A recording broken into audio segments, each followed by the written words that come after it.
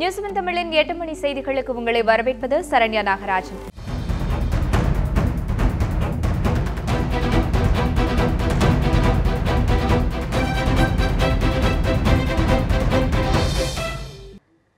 சென்னையில் மருத்துவர்களுடன் சுகாதாரத்துறை அமைச்சர் விஜயபாஸ்கர் நடத்திய பேச்சுவார்த்தையில் உடன்பாடு ஏற்பட்டதை தொடர்ந்து மருத்துவ சங்கத்தினர் தங்களது போராட்டத்தை வாபஸ் பெறுவதாக அறிவித்துள்ளனர்.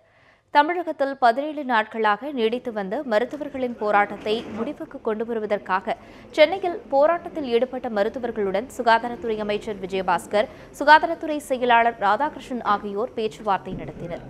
நோயாளிகளுக்கு பாதுகாப்பை உறுதிப்படுத்தும் வகையில் போராட்டத்தை திரும்பப் பெறுவதாக மருத்துவ மாணவர்கள் கூறியதாக அமைச்சர் விஜயபாஸ்கர் தெரிவித்தார். போராட்ட களத்தில் இருக்கக்கூடிய மருத்துவமனைகள், அரசு மருத்துவர் சங்கம் எல்லோரோடும் நானும் அரசு செயலாளரும் ஒரு நீண்ட நேரம் இப்பொழுது அவரிடத்தில் பேச்சுவார்த்தை நடத்தினோம். அவருடைய அந்த உணர்வுகள் எல்லாம் புரிந்து கொள்ளக்கூடிய அளவுக்கு அவருடைய கருத்துக்களையும் அரசு மிக கனிவோடு அதையெல்லாம் முற்று நோக்கியிருக்கிறது. இருந்தாலும் வழக்கு நீதிமன்றத்தில் இருந்து கொண்டிருக்கின்றது. நாளை நல்ல தீர்ப்பு வரும் என்ற எதிர்பார்ப்பு இருக்கின்றது. அதனால் இன்றைக்கு நாங்கள் நிச்சயமாக நீங்கள் இந்த போராட்டத்தை கைவிட வேண்டும் என்று நாங்கள் அவர்கிட்ட வலியுறுத்தியிருக்கின்றோம். இன்று சென்னை உயர்நீதிமன்றத்தில்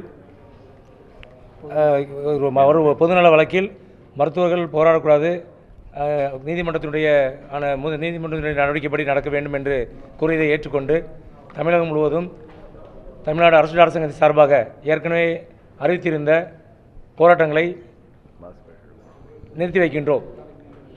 இப்பொழுது எங்களுடைய கோரிக்கை கட்டாயம் நியாயமாக 50% இடஒதுக்கீடை நல்ல முடிவு கிடைக்கும் என்ற நம்பிக்கையுடன் எங்களுடைய போராட்டத்தை தள்ளி வைக்கிறோம். தமிழகத்தில் உள்ள மணல் குவாரிகளை அரசே முழுமையாக ஏற்று நடத்தும் என்று முதலமைச்சர் எடப்பாடி பழனிசாமி தெரிவித்துள்ளார். மதுரையில் 2 உயர்மட்ட பாலங்கள், வருவாய்த்துறை அலுவலகம் உள்ளிட்ட 53.34 கோடி ரூபாய் மதிப்பிலான முடிவுற்ற திட்டப்பணிகளை முதலமைச்சர் எடப்பாடி பழனிசாமி திறந்து வைத்தார். அப்போது பேசிய அவர், தமிழகத்தில் உள்ள மணல் குவாரிகளை முழுமையாக அரசு ஏற்று நடத்தும் என்று உறுதியளித்தார். மேலும் மணலின் தேவையை குறைத்துக் கொள்ளும் வகையில் எம்சன் பயன்படுத்த வேண்டும் எனவும் எடப்பாடி பழனிசாமி அறிவுறுத்தினார். நீர்நிலைகளை தூர்வார மேலும் 300 கோடி ரூபாய் ஒதுக்கீடு செய்யப்படும் என்று தெரிவித்த முதலமைச்சர் எடப்பாடி பழனிசாமி, அரசியல் காழ்ப்புணர்ச்சியால் அரசுக்கு அவப்பெயர் உருவாக்க நினைப்பவர்களை ஜெயலலிதாவின் ஆன்மா பார்த்துக் கொள்ளும் என்றும் கூறினார். தமிழ்நாடு அரசின் மூலமாக பல்வேறு மணல் குவாரிகள் செயல்பட்டு வருகின்றன. இந்த குவாரிகள் எல்லாம் இனிமேல் அரசே முழுமையாக எடுத்து செயல்படும் என்ற அறிவிப்பை நேரத்தில் தெரிவித்துக் கொள்கின்றேன்.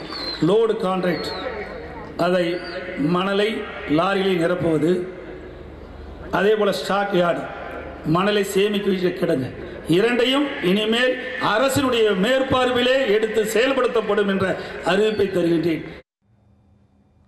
செங்கம் அருகே கிணற்றை தூர்வாரும் பணியின் போது திடீர் மண்சரிவு ஏற்பட்டதில் தொழிலாளர்கள் 3 சிக்கி உயிரிழந்த சம்பவம் பெரும் சோகத்தை ஏற்படுத்தியுள்ளது.